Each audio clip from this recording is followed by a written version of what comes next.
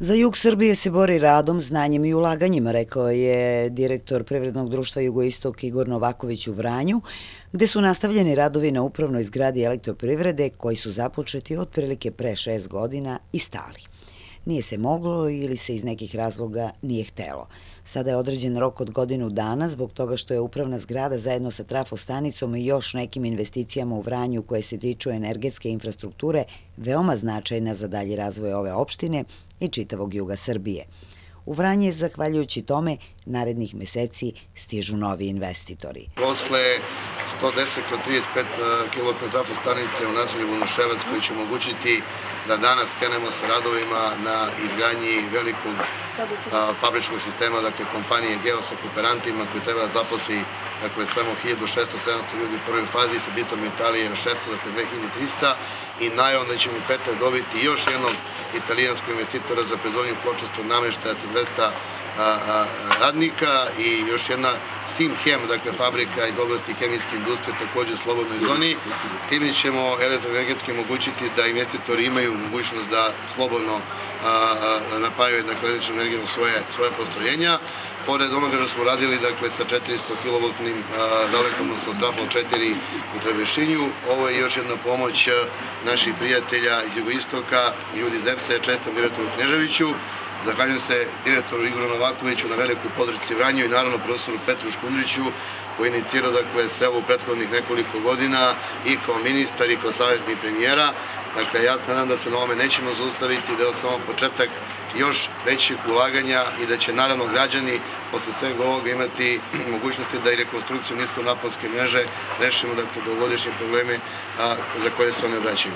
Ovo je jedna od investicija u 2014. godini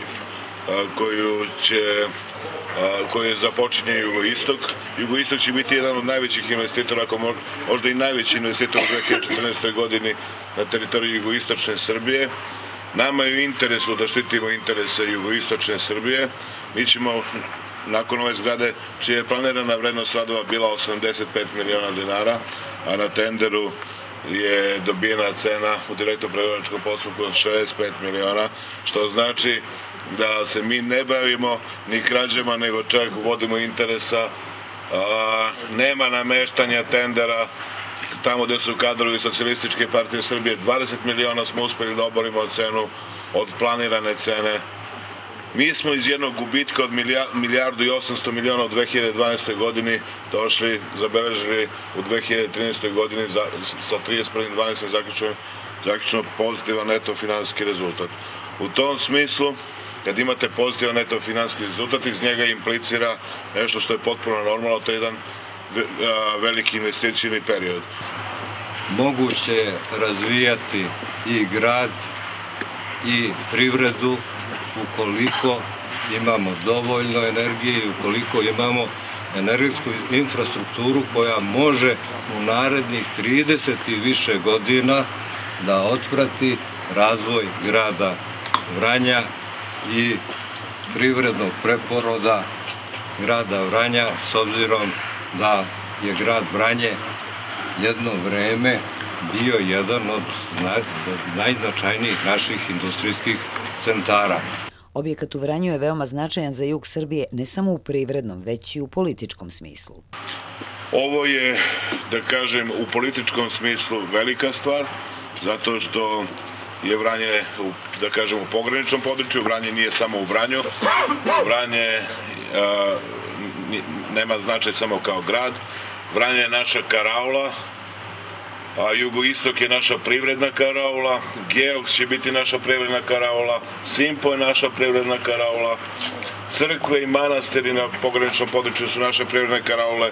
Država se ne brani oružjem, brani se radom, brani se investicijama i u tom smislu ovo je veliki događaj za Vranje. Privredno društvo Jugoistok, u čijem sastavu posluje elektrodistribucija Vranje, napravilo je 5-godišnji investicioni plan.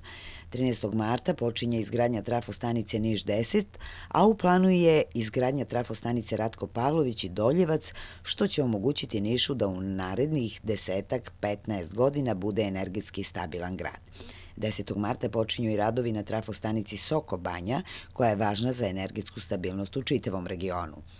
Direktor Jugoistoka Igor Novaković kaže da će Jugoistok u ovoj godini biti najveći investitor u Nišu i generator razvoja jugoistočne Srbije.